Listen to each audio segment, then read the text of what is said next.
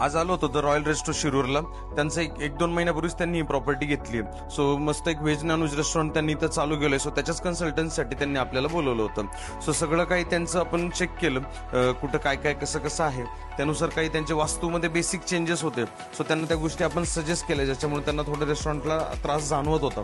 So त्या पद्धतीत त्यांना ते चेंजेस आपण करायला सांगितले. त्याच्यानंतर सेल वाढवण्यासाठी त्यांना सगळ्या गोष्टी सांगितल्या की जेणेकरून त्यांचा जो सेल आहे तो डायनिंग सेल्स कसा वाढला पाहिजे.